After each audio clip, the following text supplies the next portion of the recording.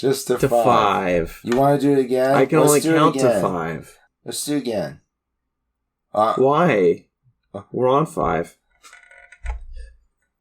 No go. 5 and I go. Yeah, 5, and then we say quiet, and then Greenie goes. We say quiet? I didn't know we say quiet. We stay quiet. Oh, stay quiet. You butthole. 3, 4, 5. Go. Oh, no, we already hit the button. We already hit the button. The countdown. Wait! Are you not recording? We're not recording yet! That's and okay. then none of you dicks told me to start recording! I said I am recording. That was the cue. Yeah. There was no count! There was press the button. 1, 2, 3. I hit start. That's you okay. guys That's went totally 4, 5, and I'm like, what the fuck is this shit? And I had already canceled the project, and now I'm recording now. You're recording. Okay. I'm recording now, and I want to raise. Right. You did it. Before the counting, you were supposed to do it. So nobody said the thing. The counting. That's yes. Like, yeah. It's a bad metric. I feel like a schmuck now. We just need to count together to sync up the tracks. Okay. So what's the rhythm? I love you.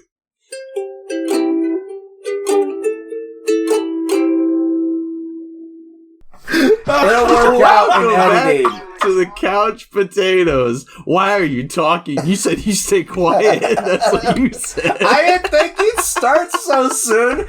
Ragnvald was just laughing. I don't know why I keep coming on this show. It's so unprofessional. It's really amazing that you still want to be friends with us. You're an important person in society. We're just miscreants.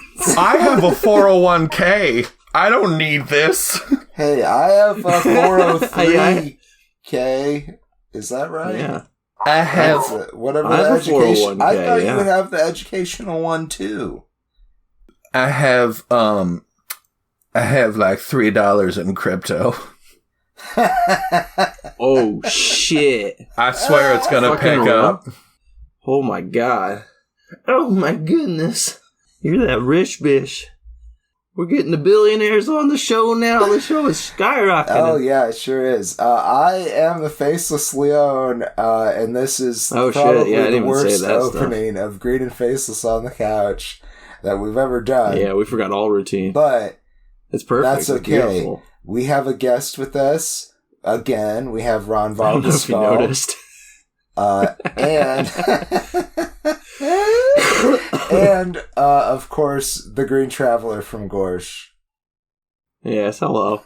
I did have somebody, I can't remember who it was, once tell me, oh, it was my mom, I think, that thought that that you weren't actually joining on the show. My mom thought that Blake was doing an impression of you for the first time that you were on the last time you were on the show. Okay. She was like, did you really record with I was like, yeah, what are you talking about? Of course. And she's like, him and Blake sound about the same. So, then the question has to be asked.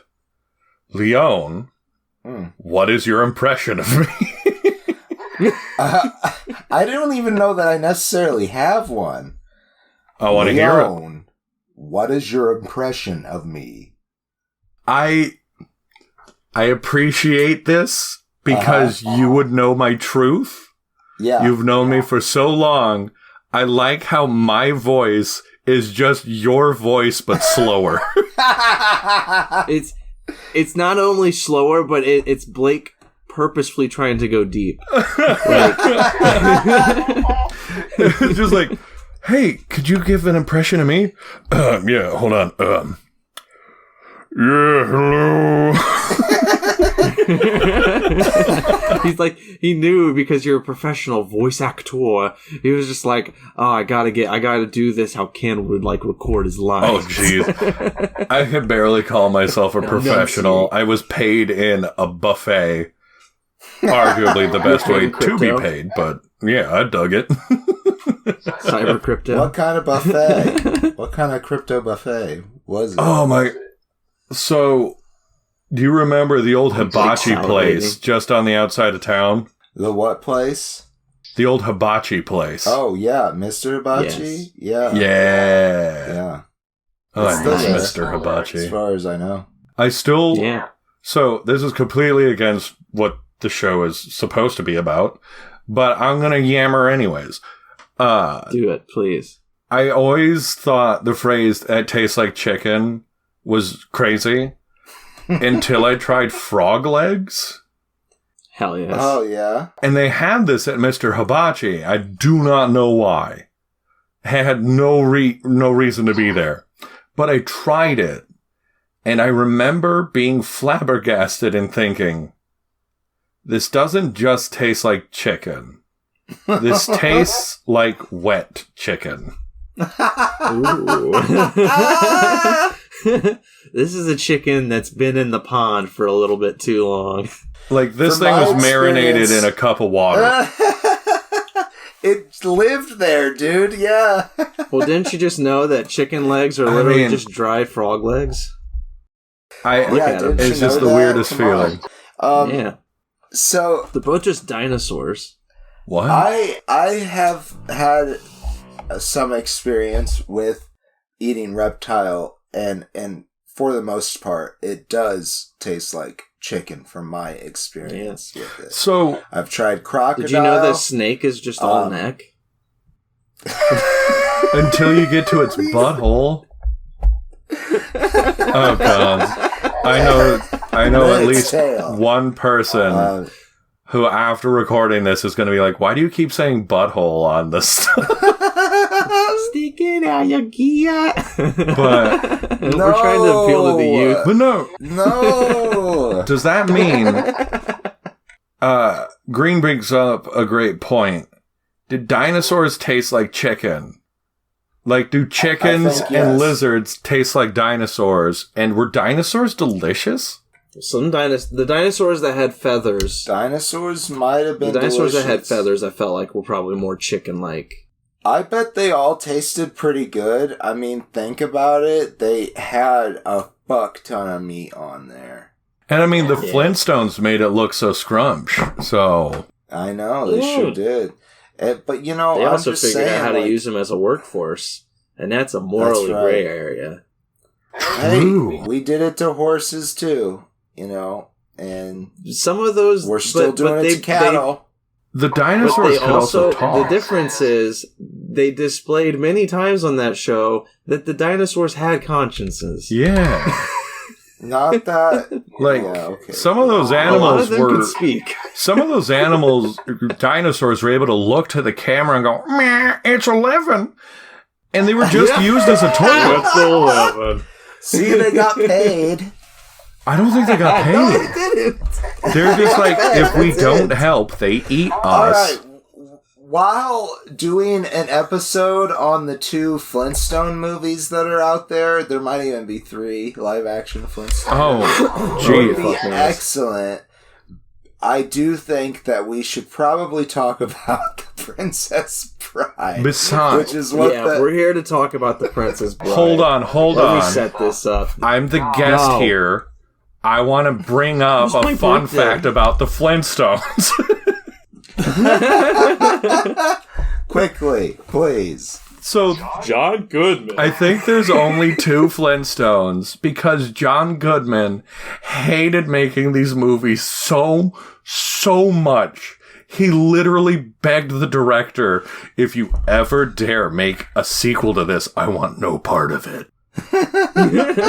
And that's why, like, I don't think anybody's the same person in the sequel. I don't think so. I don't think anybody came back for that movie. I know I've watched it. So. But the original's a classic, and it's Gizmo a classic. is... Can I have it back? Sorry.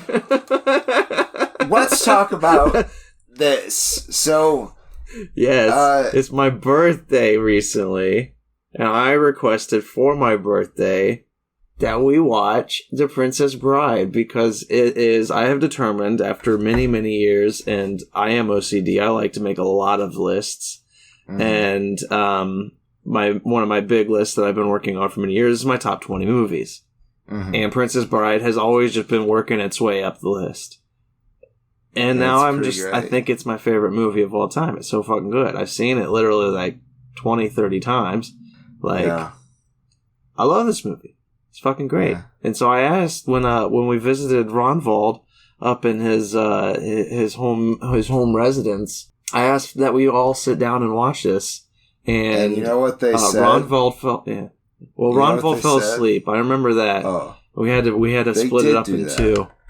But before that, they said, "As you wish." As you wish. That's right. Yeah. I'm actually giving them some more credit than there was. I don't think they said that. There was no context. No, they just fell asleep while watching it. Listen.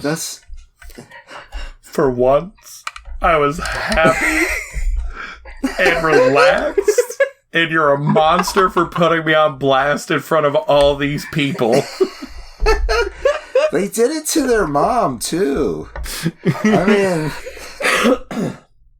Yeah, sorry, Mom. Is it because it's your birthday, do you think that you now just hold the right to roast everyone? Is that what's going on? Yeah, exactly. That's how it works in America, right? We get one day free. Well, it's already past my birthday, let's be honest. And, who even knows what my actual my Gortian birthday is? This is just my human birthday that the government gave me. Do they even celebrate birthdays? In Gorsh? Yeah, of course. Yeah. We have big celebrations, but... Gortians pay for it. If it's your birthday, you have to buy everybody shit, so I didn't want to bring that tradition here. Fuck that. Oh, yeah. No, fuck that. Yeah. I ain't buying you shit on my birthday. I mean, that sounds expensive. That would be a really expensive day. Buying... Yeah. Well, I mean, there's several birthdays that you probably buy things. Yeah, well, you get the shittiest of gifts. We're talking about Princess Bride. Yeah. Yeah, you get gifts similar to what Rob Reiner got as set designs. Styrofoam blocks typically make a really good gift. Hey, listen, I worked in a theater, and you can do some great shit with some styrofoam blocks. Oh hell yeah! And it's on display here in the Princess Bride. See, we're good at this. I mean. We keep using my real name, so... We're finally talking about the movie. We're good at this, Ragnvald. We're good at this. Censor that. We'll cut it. What? We'll edit it out in post. I don't need people to know I'm on this track. The funny thing that I said comes after the change, the fix. Right. Let's talk about this movie. We'll do a real quick synopsis, and then just talk about our favorite fun things about it. Yes.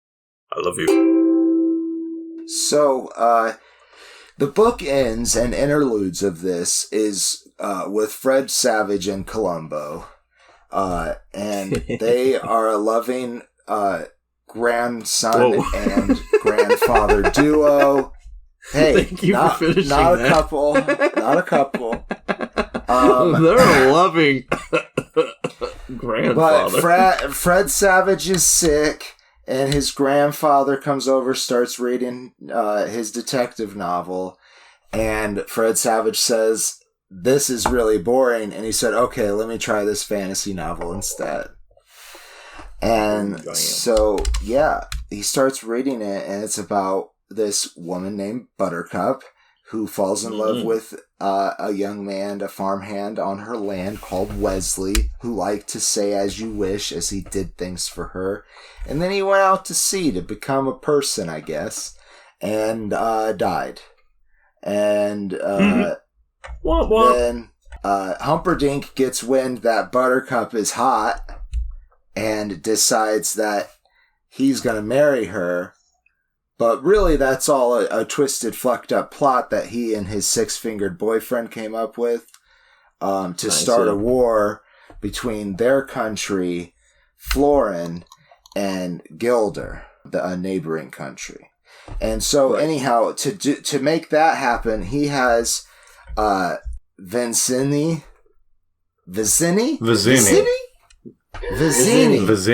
I don't know why I couldn't say zini, like zucchini. Okay. Eni is the part. Okay. Vizini, anyhow, is a Sicilian man. Wallace Shawn, yes. But the inconceivable talented role of Wallace Shawn. Nice. He also has a fencing master named Inigo Montoya, played by Mandy Patinkin. I rolled down to see answer to Andy. We got Andy the Giant, though. That's who we got. So Andy the Giant. Andre. Andy the Giant. Andre the Giant. Bastard. Andre the Giant plays Fezzik, a giant. And he likes to rhyme, and he's from Greenland, apparently. So they kidnap Buttercup, and she gets rescued by the Dread Pirate Roberts, who outdoes all three of these villains in fantastic style. And then we find out, spoilers, it's Wesley. And, from there, they get found by Humperdinck, and the conflict goes from there. Yeah, we'll leave it there. Just to quickly wrap up that cast, in Blake faction, Corey Elwes plays Wesley. Shut up. Robin Wrong plays Buttercup. No. Carrie Elwes from, him from Saw, and Robin Wright, that's what we all from House of know Cards. him from. Yeah. We all know Carrie Elwes from Saw. And then Chris Sarandon plays Prince Humperdinck, and Christopher Guest plays his husband, wannabe husband. And on that, happy Pride Month, y'all. Count Tyrone. Woo woo! Yes, Woo-hoo! Happy Pride. Yeah. Yes. Trans My rights. birthday happens to be like the gateway right in front of it. That's right. It's That's fabulous. right. I think. Yeah. I think I want to know, since it's for your birthday, what it is specifically, like, if you could name one thing about The Princess Bride, what would it be that makes it your favorite all-time movie? Oh, I am a sucker for romance, and I think this is just the epitome. This is the quintessential, like, romantic tale outside of an Audrey Hepburn film. This is like what I go to when I'm just feeling that I need that kick to my, to my romantic boot, my spirit. I gotcha. Your boot spirit. I love it. Yeah. My boot spirit. It's fucking great, man. I love the goofy romance of this film. Yes. Like, watching these two lovers go through all this dumb shit just to be together is just, I don't know, it's fabulous. Yeah. And also, I told you guys when we were watching it, I used to own, I said I owned the book. I found out when I came home and remembered that I once loaned it to a girlfriend, and we broke up and I never got it back. But I want to briefly read the title of it because I loved the title. It's stupid as fuck, and I think the movie is better. But I really want to read the book again. It's been a long time. But the title of the book is The Princess Bride, S. Morgenstern's classic tale of true love and high adventure, the good parts version. By William Goodman. Oh, yeah, William Goodman is the... It's not even by... Yeah, he's the writer of the book and the writer of the movie. Yeah. What they don't tell you is because it's the good parts, is they were actually super realistic with the passage of time. So they actually described the rolling sea for the equivalent of 2 years. Wow. And the editor seemed to think it was better to push it down, and he was bitter in having to do that, so he put it as, the good parts. 10,000 pages is too much for a chapter, I guess. It just stinks that they don't allow auteurs to really express themselves. I know. I wonder if Jesus. Fred Savage is in the book. Like, himself? Yeah, probably. Or were we Pasted Fred in Savage? I think Fred Savage is in all of us. No, the way the book is that it's William Goodman's like interjections. So it's kind of like he took a really long the way it's laid out. What would you call it? Metafiction. The way it's laid out is that it's yeah. It is melodrama. I wouldn't say No, that I'm talking the novel. The way the novel is laid out then yes, is metafiction, where it's William Goldman who found this big ass book and he took the good parts out of it to make this beautiful love story, and he interjects his own like footnotes throughout. Oh, okay. So it's like they just replaced the author of the book with the grandfather and the grandson, if I remember correctly. And also, now that I think about it too, because this is literally an this is literally an example of metafiction because it's a story that's being read. But when you are in the adventure of Buttercup and Wesley, you are not worried about what's going on outside of that. And I think at that point, what is being presented is melodrama, because you just have these heightened characters, and everything is done campy as fuck. And if it was done super serious, you could take the same script and put actors that aren't funny in these roles, and it wouldn't work. It would not work at all. It becomes a B movie. Yeah, it would have been terrible. Yeah. There's something to be said about earnest acting. Yes. And it doesn't have to be serious to be earnest. True, yeah. To piggyback on what you're saying, this is a campy, dumb movie played not seriously, but with their whole heart. Well. It's done very well. Yes. And I think that's part of its staying power. Oh, yeah.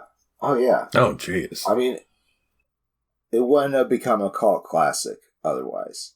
So, I'm not going to say that this is your favorite movie, Ragnvald, but what about this movie makes it one of the best movies ever? So, sorry, everybody. It's one of the best movies ever. Yeah, there's no arguing here. So I was thinking, like, what are my favorite movies currently? And a movie that always sits with a princely crown at the top is A Knight's Tale.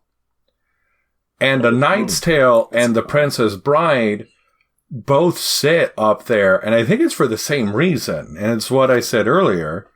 They're dumb movies. Yeah. But every single person in the movie is playing their entire heart out.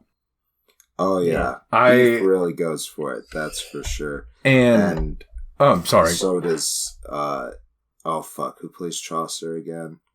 They both really went for it. Oh my gosh. I always feel so bad because I love him as an actor. Paul Bettany. Yeah, me too. He plays Paul Bettany. Yes. Yeah, Vision. But one of the bigger reasons I love this movie, and for me, it always comes back to even deeper connections with it.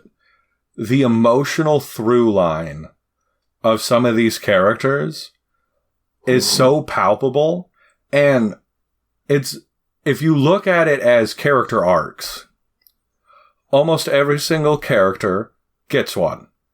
which is super rare in a lot of modern movies because people are like, you don't give a crap about arcs. Let's just do this. Wesley getting his revenge. That arc is great. He realizes he doesn't need these powers or his abilities to best people, and that's also his power. Mm-hmm. That's kind of rad. Buttercup, I don't really think she has an arc. That one's actually maybe her true love. That's maybe one drawback of this movie is it's still very. You guys made me feel bad about it. Oh no! But hey, the other drawback is diversity of cast, but right, yeah, that's gonna be any movie that's pre-90s, really. Pretty much. Right. No, it was just so funny, though, as we're watching it, and I'm just like, yeah, I love this movie. It's, like, my favorite movie of all time. It doesn't pass the Bechdel test. My bad. Okay, don't make me feel bad about it.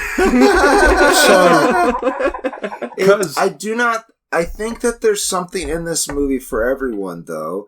And Robin Wright still does an amazing job. She's fantastic. I love Buttercup. And while you say you don't think she has an arc, the problem is that with a lot of female characters, she doesn't have any agency.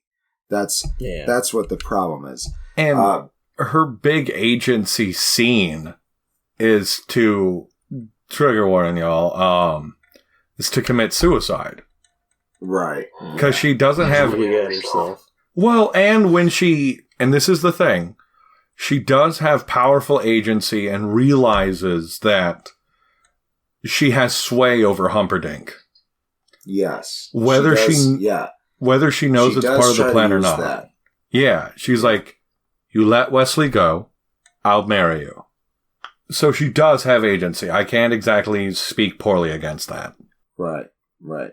I think that's actually interesting to bring up, Ragnvald, because she realizes that she can use this, but she is too trusting. She is trusting that Humperdinck is an honorable person.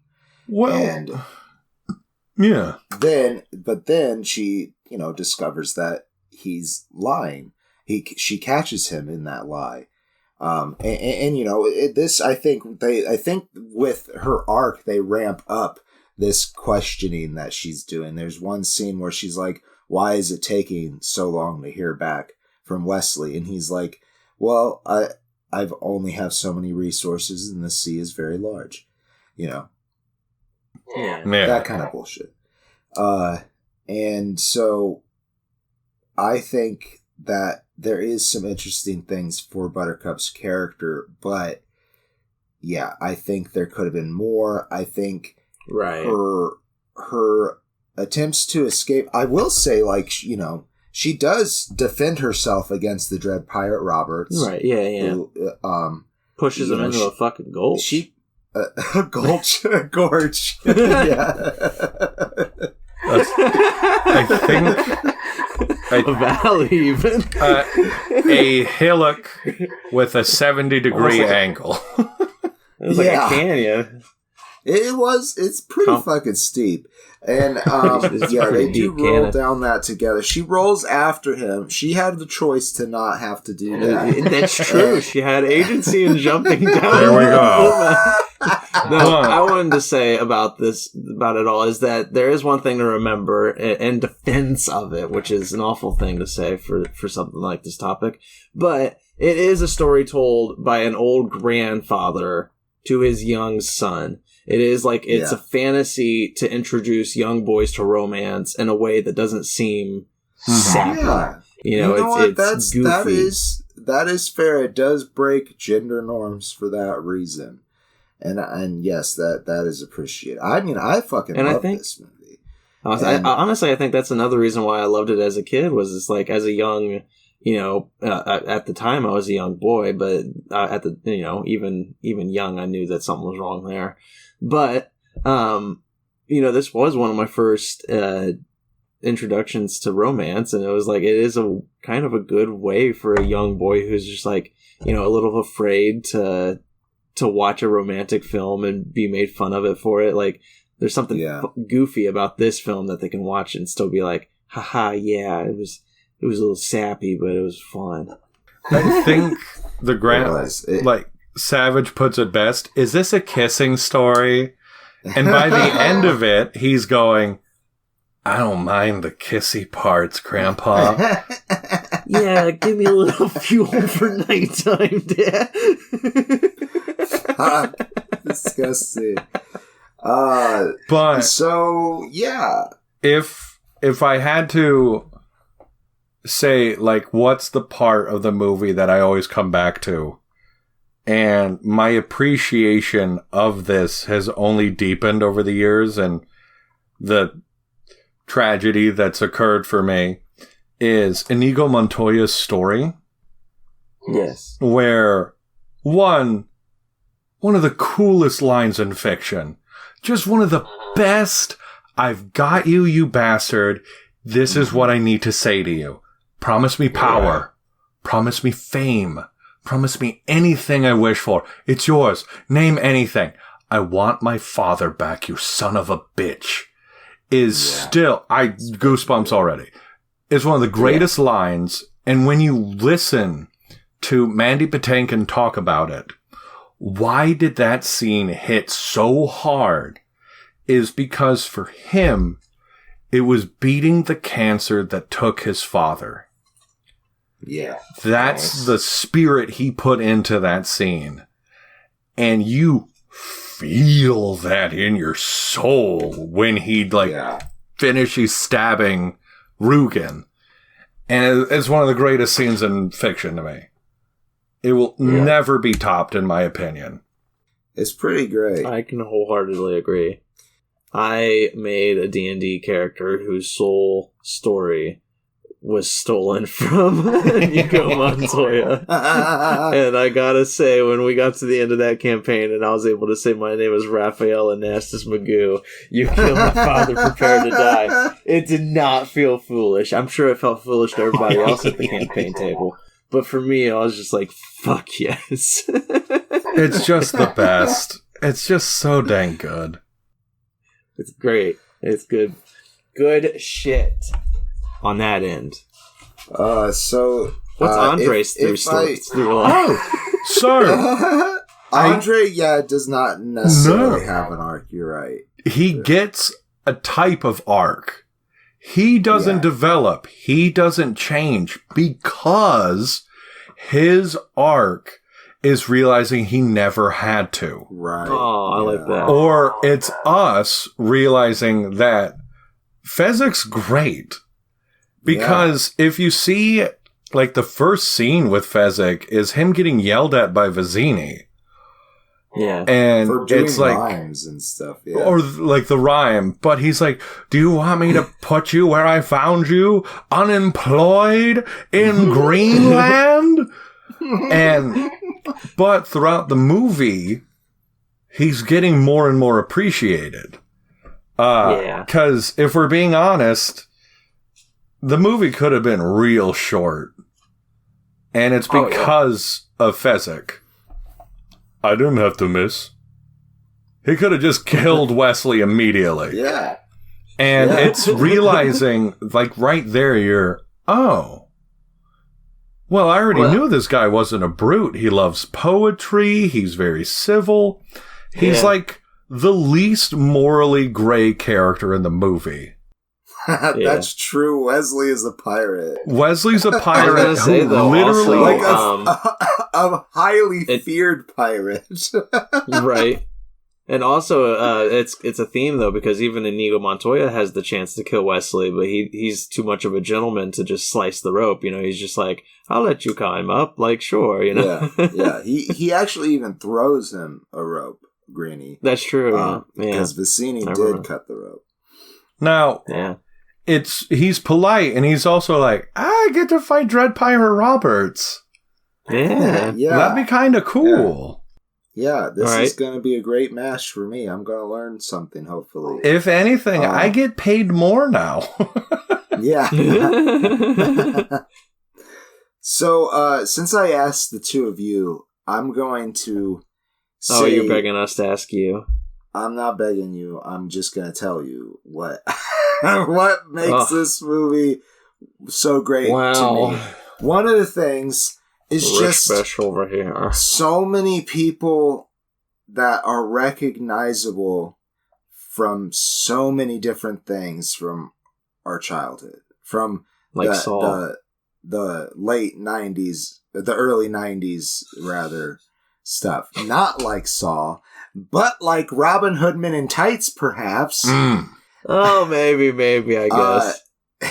But, you know, like, what was, the Wonder Years, our family watched that, and wrestling television. Sesame Street. The Giant. He was not wrestling anymore by the time that we were born, the two of us anyways. I was going to say, he actually broke his back not too long before making this movie, and whenever you see him carrying people, they're actually walking on treadmills, and it's just like the camera's angled so you can't see that, but they're just hanging on him, walking on treadmills, and you can see it in their body. Like, if you were to watch, you can see Carrie Elwes, like, having to, like, trottle on, but it's adorable. Carrie Elwes also, I joked about it, when we were watching it, he broke his foot.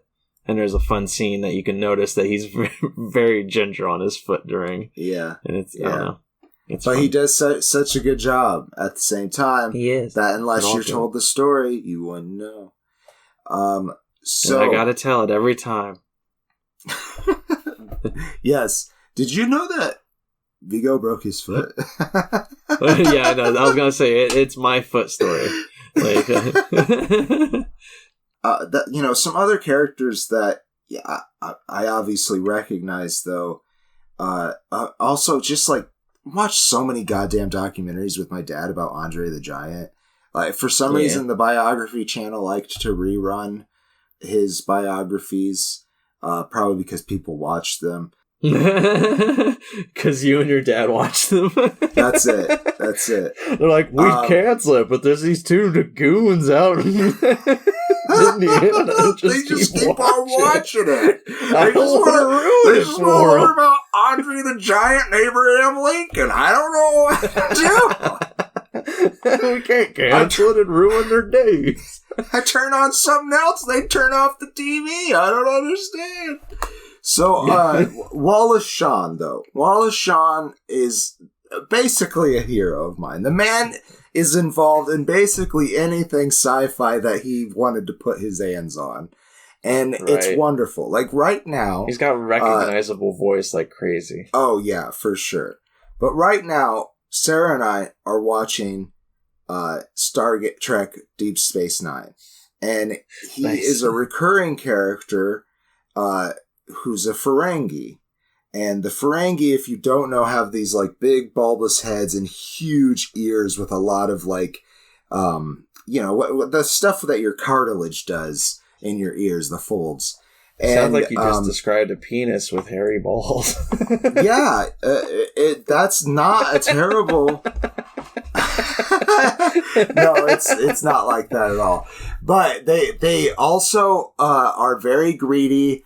And, you know, some people in the modern day have pointed out that they are most definitely an allegory for Jewish people, and that's not great.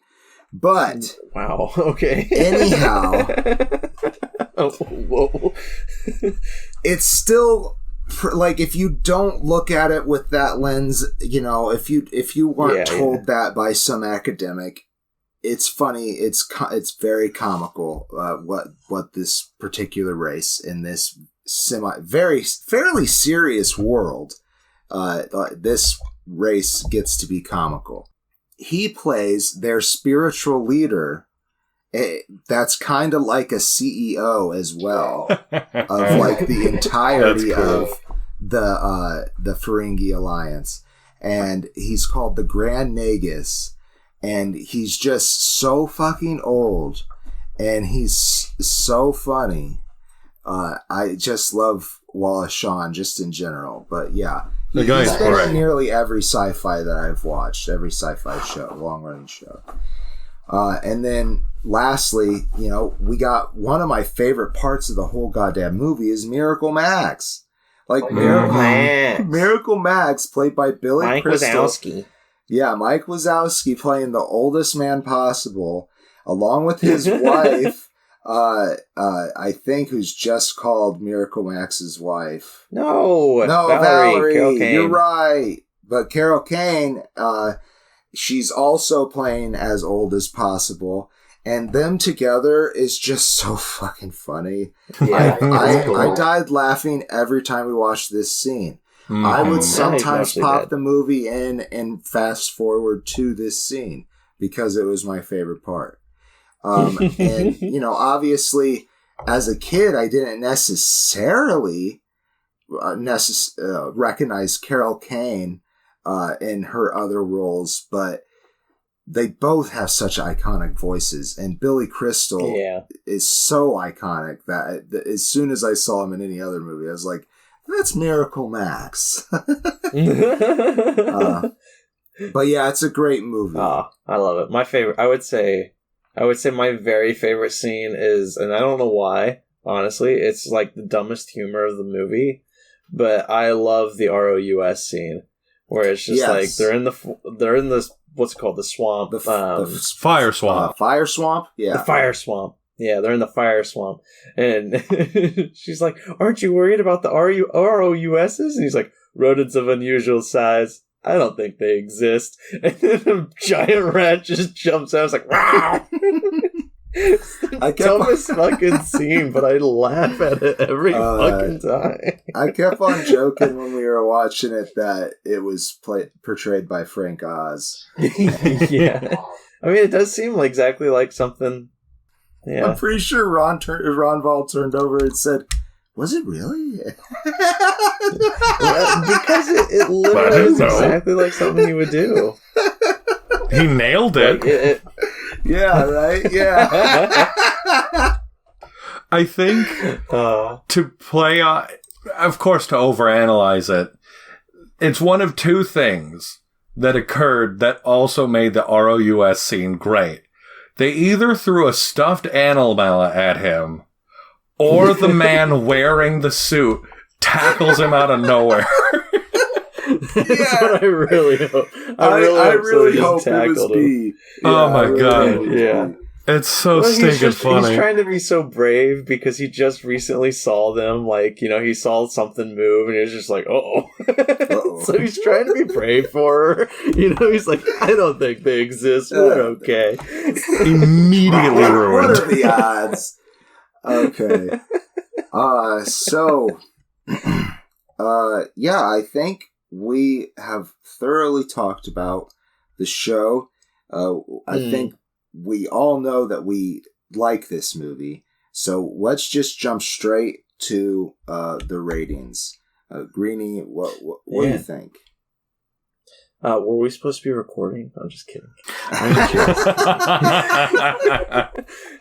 No, I fucking love this movie. As I said, it's one of my favorites of all time. There's a reason it was my birthday wish.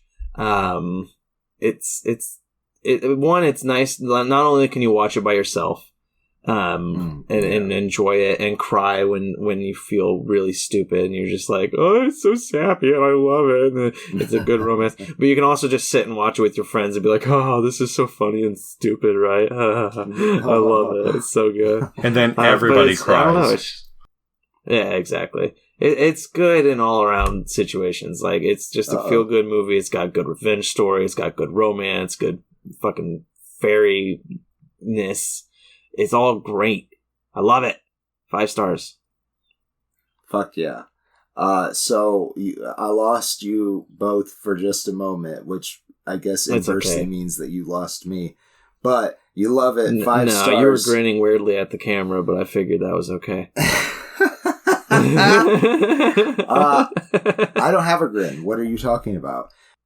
That was the weird part. Yeah, that probably is. You should have questioned it because of that. I don't question your weirdness anymore.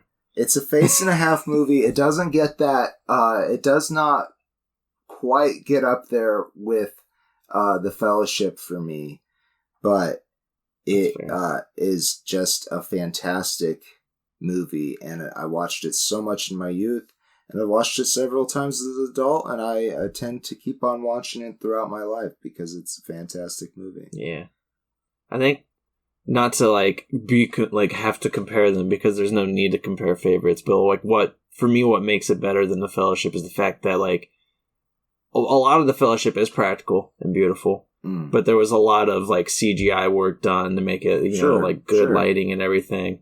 This movie is so practical. It's just styrofoam blocks. Right. And what do you call those backdrops? The beautiful scenic backdrops. It's just... Yeah. It's the complexity of the story for me. Definitely no doubt. Much higher in Tolkien verse. This very straightforward story, but that's okay. It's still one of my favorite films. It always will be. What do you think, Ragnvald? Hit us, Professor. I think it is... whatever. I think it's interesting to look at this movie because we don't get new fairy tales that often. Yeah. And I think to have a movie that just feels, as dumb as this sounds, a story. Because it's not follow along on this adventure. It's let's whisk away to this magical tale that has only miracles. There's no magic. It's just miracles.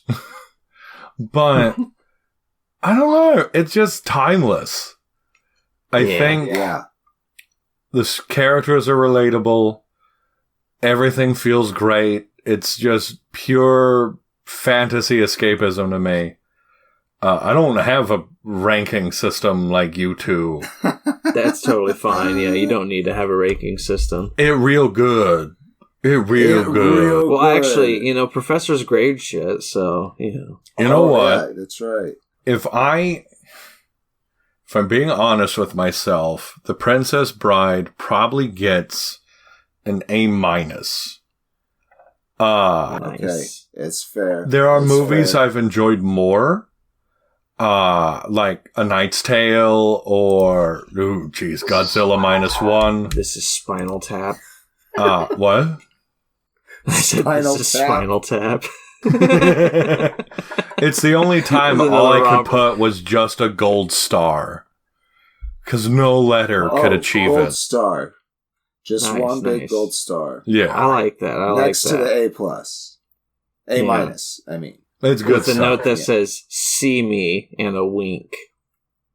That's when I get fired. And then a phone number hastily scrolled beneath that. and a portrait of yourself, but if you really look at it, it's actually an anagram for as you wish. Oh my goodness. Hold on. I thought you were going to say it was a hologram. It just winks at him when you tilt it in the light. Hold on. Oh, wait.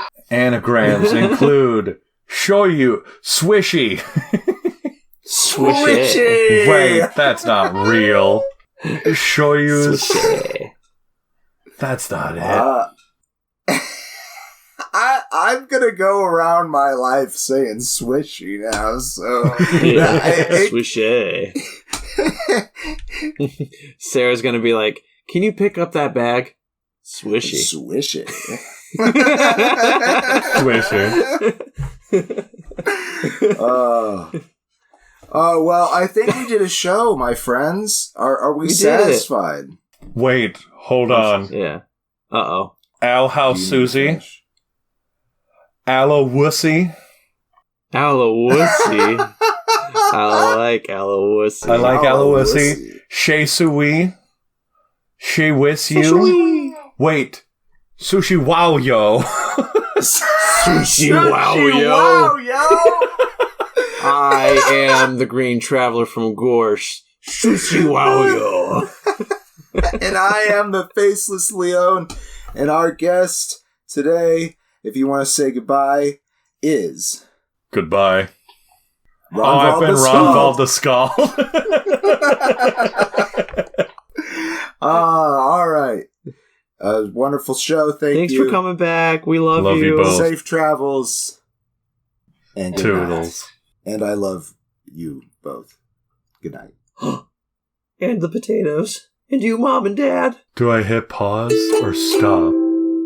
Green and Faceless on the Couch is a proud production of FictionWorks 19. Are you a fan of the show?